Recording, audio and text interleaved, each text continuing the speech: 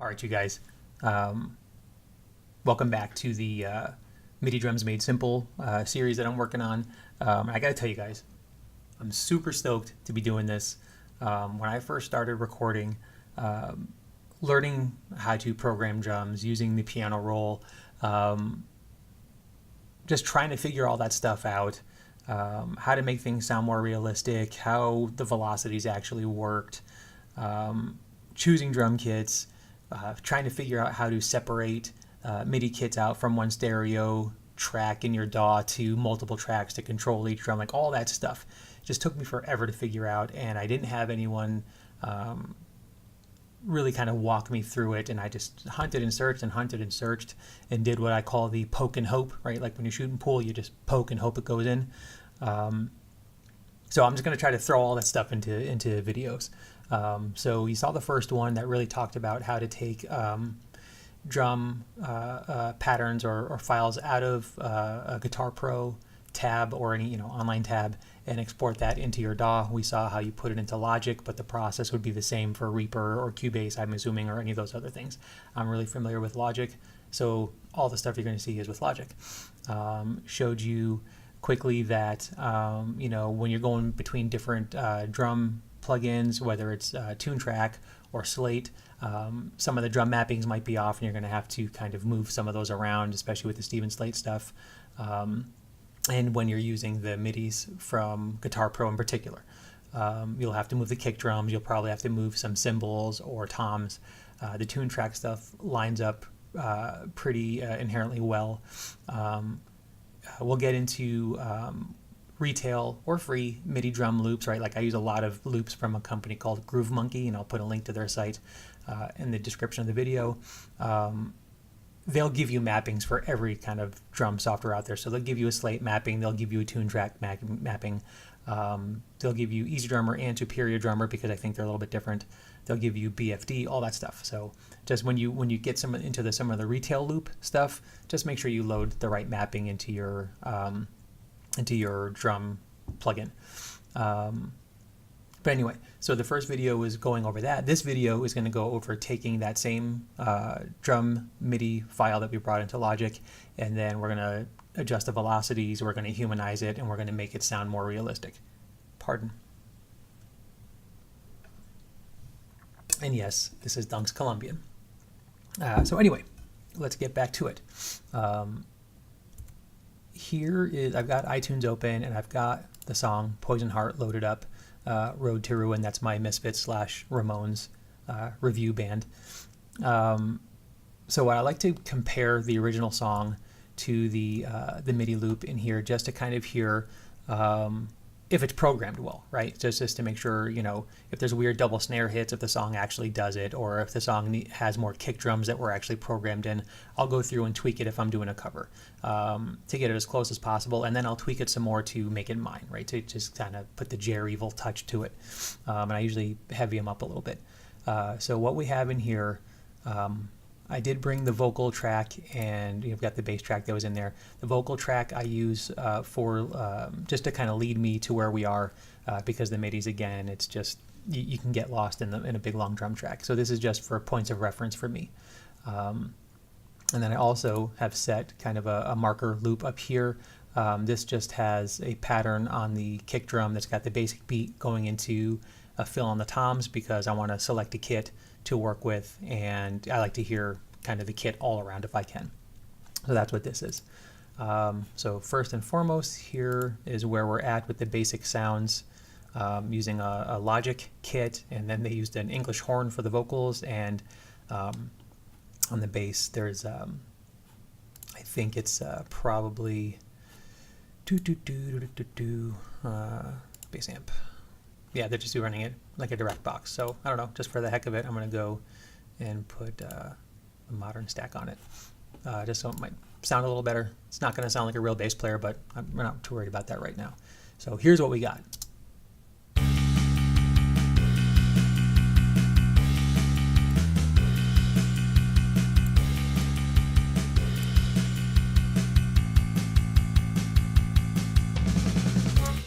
So already listening to those drums, I'm going to go ahead and, first of all, let's move those up to my Easy Drummer track. So listen to the Easy Drummer sounds, and then I've got just the basic modern free kit that comes with Easy Drummer, right? So you can add easy X's if you want different drum sounds. We'll stick with either one of the two free vintage or modern kits for this.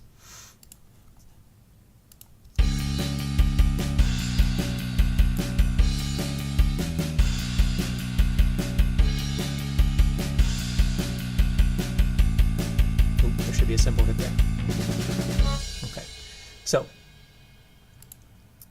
gonna go ahead and mute these guys out, and we're gonna listen to the original track just to see if that sounded like it was on.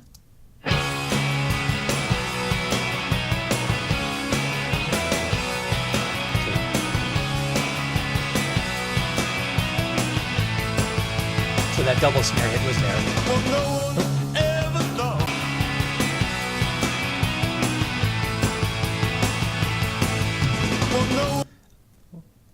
I stand corrected. There was no cymbal hit there. Felt like there should have been one, and I'll probably add one, but this seems like it was programmed, at least from the basic beat, pretty on point. So, a couple things. We mentioned in the last video that when you look at the bass track or you look at the drum track, this is super quantized to 16th notes, right? That's what these squares here, you can see it's slightly heavier lines. This is 4, 8, 12, 16 notes. If you quantized it to 8th notes, they would change. If you quantized it to quarter notes, they'd change again. But anyways, these are quantized to 16th, and they're all super rigid, and they're all set to the same velocity. No drummer plays with a meter this good. Maybe, I don't know, like a Portnoy or Manginelli, whatever that guy's name is, that's in Dream Theater now. They probably play pretty close to this tight, but no one does this, right? And no one hits the drums at the same velocity every hit. So, a couple things you got to do. We got to get these velocities adjusted so it sounds more natural, and we got to get some of the stuff moved off of this super tight grid. Easiest way to do this in Logic, to do it all at the same time, is under the Functions, Midi Transform, and Humanize tool. So, it is my understanding that Reaper has the same type of thing. I'm guessing most DAWs worth their salt will have a function to do this. I also set up a secondary tool, which is this velocity tool, so I can go through and randomly just select drums and adjust the velocity of them myself. But this is where we'll start. So usually, I don't think you have to select all. Go under Midi Transform, Humanize, and why I do the Humanize first is so it adjusts the velocities and the spacing between the notes at the same time. So I like to get it all done in one whack. So you can select and operate, and you can see it's already changed all the velocities, right? And really pay attention to these notes here, and I just keep hitting this until they seem spaced out. You can see they keep moving, they're switching, they're adjusting, they're getting more and more kind of off the beat. So that's pretty good, right? We'll go with that. And if you solo this out, it's going to be...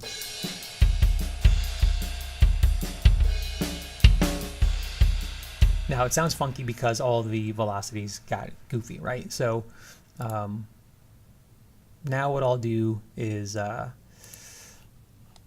start selecting these out, and 127 is about the hardest velocity you can do. So that means that's the hardest hit, and it's drummers hitting it full bore. I'll do fixed velocity just to get them all in the same place. Operate. So now they're all super hard hits, right? Hardest hit you can do.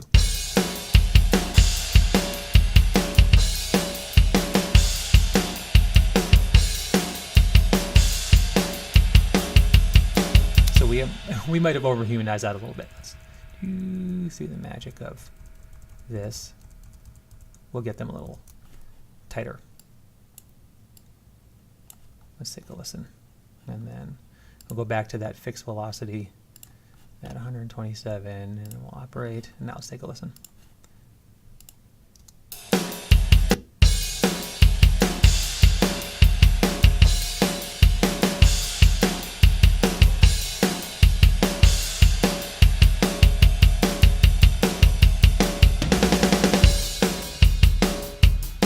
Okay, so that's pretty good, right? That sounds like someone that's not the super tightest drummer in the world, but if you played to a click and laid your guitars over this, it would still feel pretty good. Now we're going to start individualizing the velocities on specific drums. So this is the kick drum. There's your snare, cymbal, cymbal. This is your ride. And as we get to new drums, we'll adjust the velocities on those as well. So for kick drums, I've had the pleasure of seeing the Ramones live a couple of times when Joey was still with us. And I got to tell you, Marky Ramone, the dude hits his drums. He plays hard and fast. I know the song is not recorded with a super aggressive way of playing, but I'm going to put a little more punch and energy to the drums.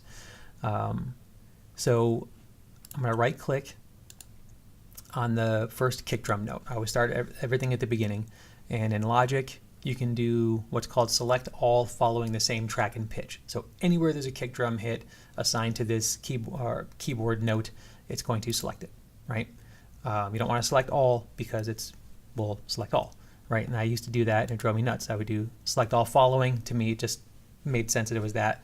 And then I realized, hey, you're an idiot. You want to do this one. Now we're going to go back under functions, MIDI transform, and we're going to do a random velocity. This is going to let you set a range of hits.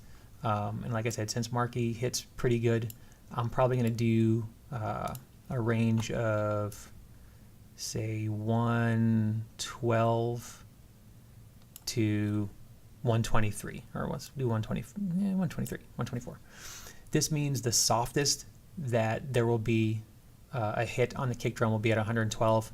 And then the hardest will be 124, because he's not really slamming his feet. It's more of that crack on the snare that I'm going to want.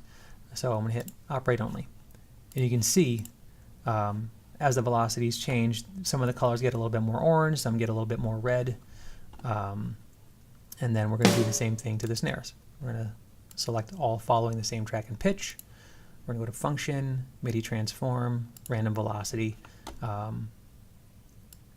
Probably keep this 110 to 125. Operate.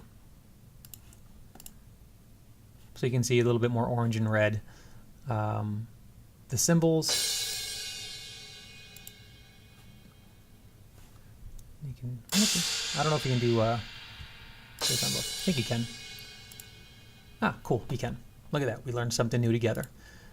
Same thing. Random velocity. I'll probably keep them 117. Yeah, somewhere around there. And again, these are just starting points. You'll go through and adjust as you hear and as you record your guitars and you want things to stand out. One thing you should not do, don't confuse this with mixing. We're not mixing. We're just setting a style of play for the drummer. I think Rebea from what's that band? Dorje, and he does the Andertons videos and stuff with Chappers. I think he sets all of his to 127, right? And he's just got a drummer cranking it out. So I'm giving a little bit more variance. So on the ride, we listen to the song. His ride playing is pretty subtle. So I'm going to kind of follow that or stick true to that. And I'll keep that around maybe there to there, right? When if I decide to move some of the stuff to the ride, I'll probably have the ride be a bit more prominent. So we'll do that. And then you can see those colors change, right? And the colors will change, just I'll show you. At 127, that's the highest velocity, right? Start getting down to 50. It's not just lowering the volume of the hit, right? There are many samples that go into what the attack would be like. So it's not the full hit with a lower volume. And that's why I said don't confuse this with mixing. This isn't mixing. So if we take a listen to I'm going to dupe this track, and I'm going to, these drummers loaded on it. So what I want to do, okay, I'm going to show you the before and after. So I'm going to take this, I'm going to copy it. No, come on, it's stupid. Copy this, and I'm going to paste it here, and we'll mute them. So when we had this, I believe they all come in at like 105 or 104. So we'll do, take all of these, we'll fix velocity them.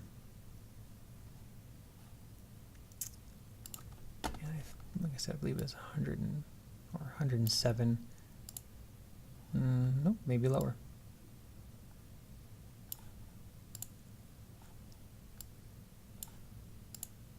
So they're about there, right? They were green.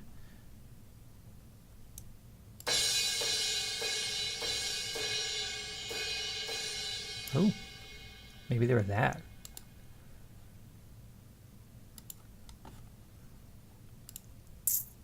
This is just to show you what we did, right? To show you how effective that really is. I'm going to set them all to 80. Yeah, that was about right. They were very green. So I'm going to go back to the beginning of the track. I'm going to mute out this first one, and this should be kind of what we heard when we first imported the drums. Right? Not very dynamic. So now let's hear what we've got here.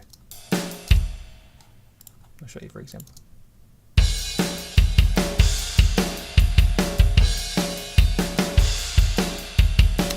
It just sounds a lot better, right? It sounds a lot fuller. So now that's how you at least get some random hits or get some randomness to the velocities and the swing, right? By adjusting that humanize and velocity. So over here, this is the hi-hats. So this is the first time the hi-hats are introduced. So we're going to do that same thing. You just wash, rinse, repeat, right? Select all following the same track or pitch. And then we're going to set, so this is this closed hi-hat. When if you listen to the original song, if we go back to it, he's not belting it out on the hi-hats.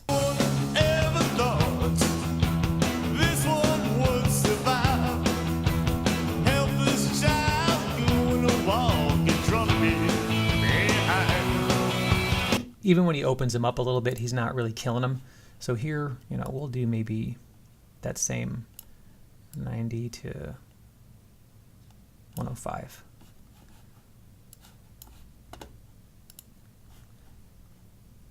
Oh, did I even select them? I did. Okay. So we hit operate. So let's take a listen.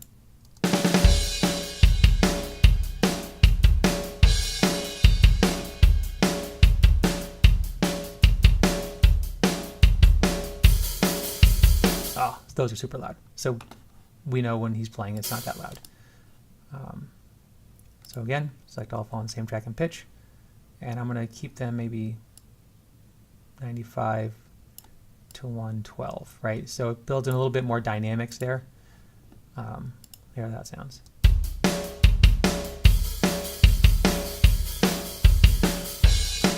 Okay, so that's pretty cool. So if you go through the whole track, you can see they've all been updated. There's that ride. So these are our toms. So we see our first tom fill here. Let's see what that sounds like. Ooh, that's not the first tom fill. Those are pretty loud. There's another tom fill earlier. Oh, here we go. First fill.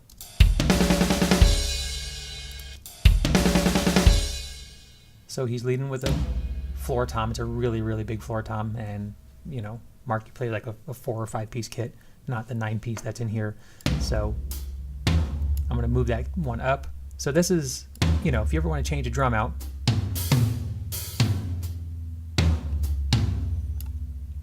that sounds more appropriate. And if you listen to that fill,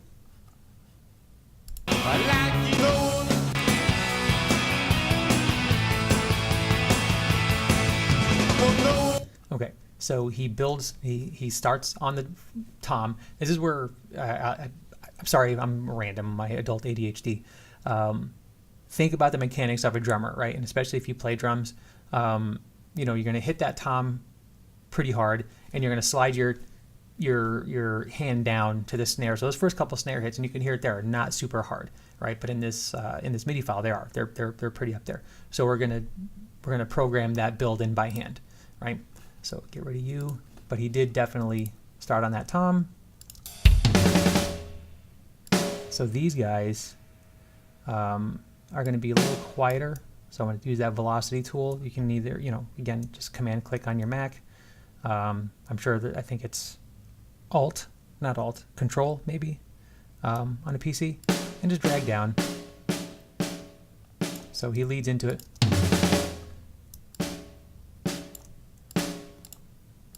So this one is at 102.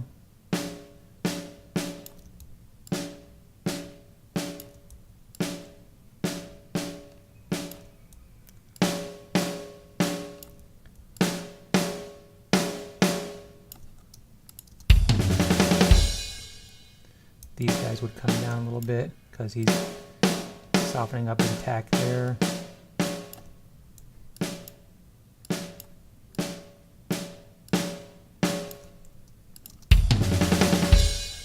So that sounds a little bit more realistic. Let's hear it in context.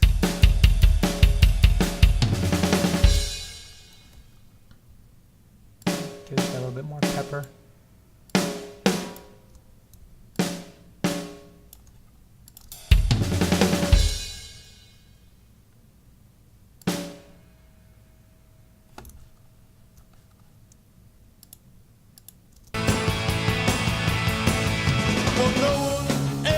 Okay.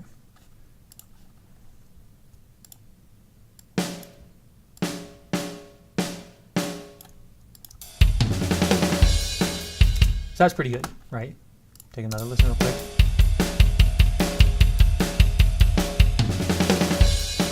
That's pretty good. You can tweak this stuff for days, right? This is just for, you know, for getting you guys kind of into doing this.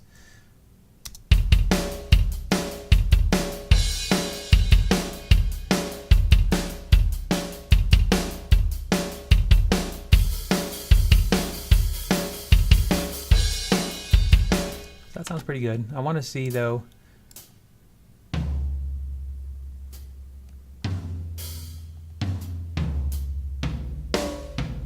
right, we'll go with that.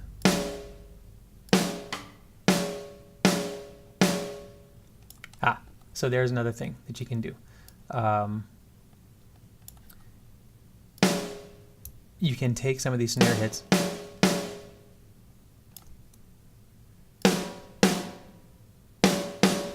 and it's kind of just a slightly different attack, and move some of them around to another snare sample from the kit.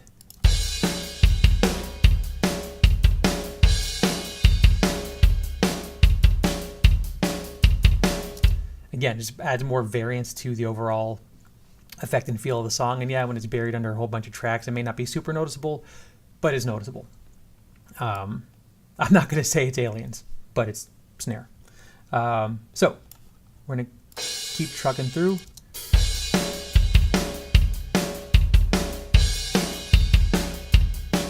And get to the chorus. Okay, so there's a fill here, so that's going to transition to a chorus. So one thing I would say is, as he's building up to the chorus, you know, if you're playing, you'll probably start getting a little bit more aggressive with the hi-hats. So I'm going to take these guys and lower them respectively a little bit. Take these guys, bring them up a little bit. Take these guys, bring them up a little bit more, and build a little bit, just a little bit more, whatever that word is, dynamic. So they just get a little bit louder as you go, right? And then you can, these will all scale relative to where they're at as you pull down. If you select multiple, it'll whatever, if this is going from 95 to 90, if this was at 90, it would go from 90 to 85, right? So it's just, that's what I mean by it's relative.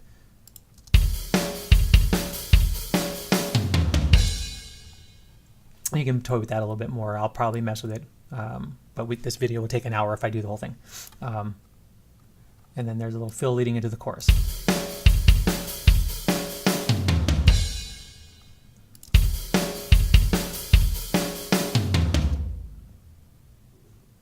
So I think I want to get rid. Oh, hello. Get rid of this guy and do a flam here.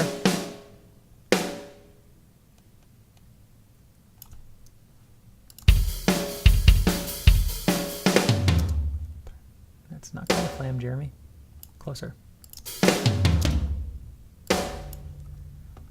Let's zoom in, shall we? You can always zoom into your MIDI notes, and I suggest doing that if you're going to start getting kind of intricate. Nope.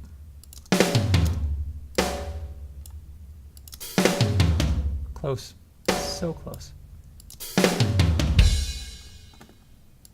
And I'll bring the velocity down a little bit on that guy. Yeah, see? Now you got rock and roll.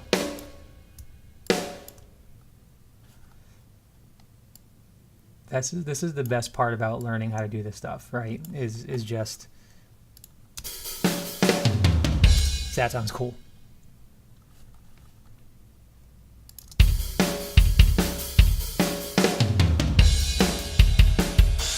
Aha, I knew there was something goofy here. So this cymbal hit everywhere throughout the song is one measure off or one beat off. So again, select all following the same pitch. Should be following here. And I know it's consistently wrong across the whole MIDI file, so now we just fix it for the whole song. But then what you got to do is kill every ride hit under that, because guess what? In the real world, no drummer would ever play that, right? You're not going to play. So I'll clean this up, again, at a later time. But I am actually going to be using this drum file for a project. So I'm going to take care of it. So anyway, that is kind of a snapshot look. Oh, you know what? Let me get to at 104. There's a real cool signature part on here that Marky does a fill on that I know is also wrong on here. Unmute this guy and get rid of this track. Nope, we're not going to do that.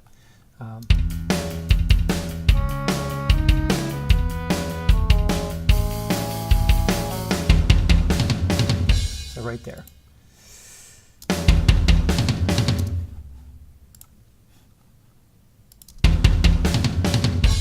He does more of a quad.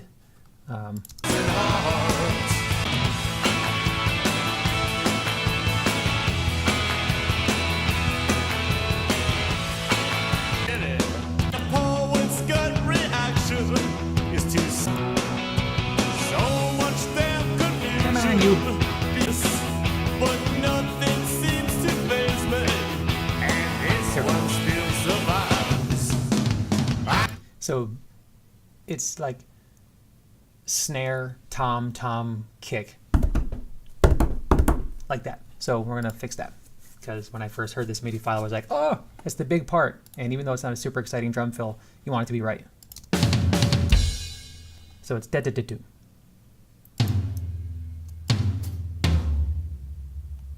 And the cool thing is you fix it once, he repeats it, so you have it twice. You just copy and paste it over.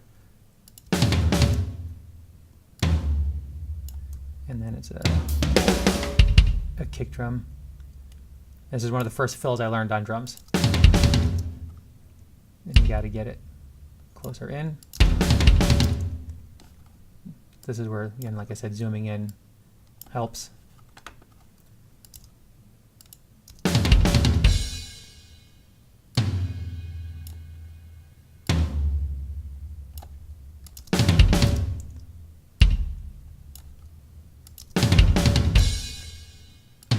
Get rid of these guys.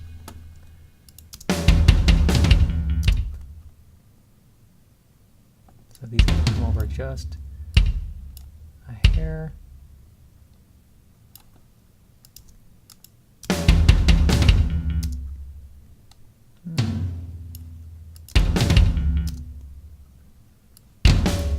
Let's just see. that's where the quantizing does come into play, because you still want that first snare hit to be in time.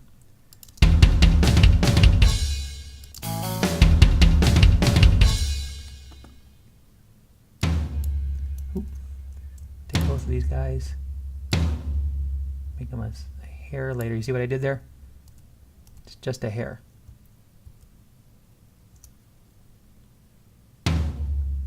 Just a little bit more of a stagger. And I'll do it with the kick drum too.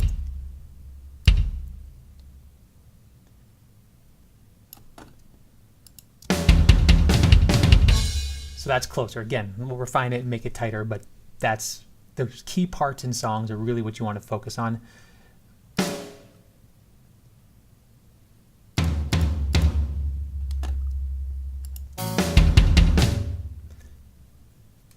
So I think I want a snare there as well. So I'm just copying those notes down. And maybe we'll build it. You can have a build. So I'll take the velocities.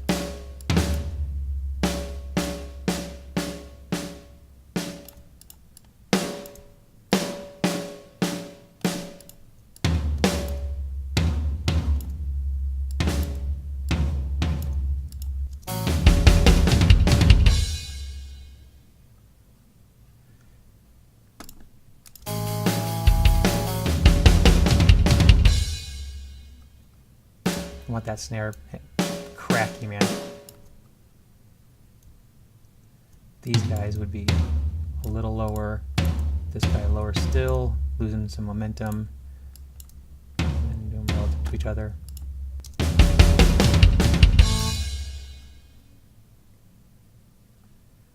I think that's pretty good.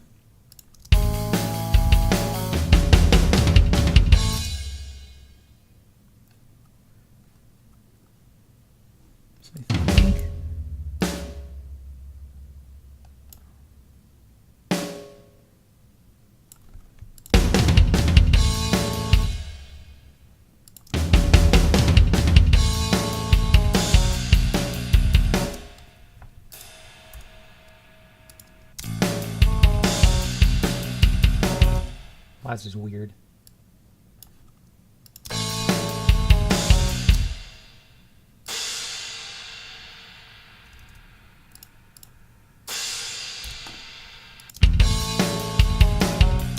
So there needs to be a drum hit there. So those all just disappeared. So the good thing is, again, you can copy and drag a hit to wherever you want it to be.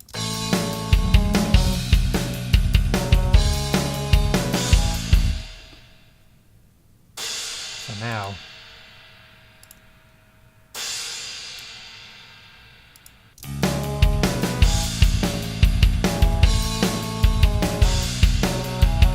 okay, so pretty well done with that for this. So what you saw was where we started. Get this guy out. We had this.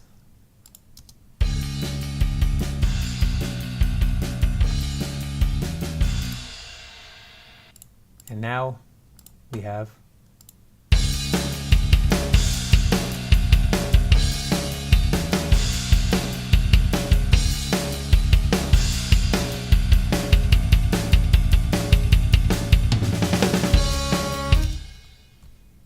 I think it sounds pretty cool.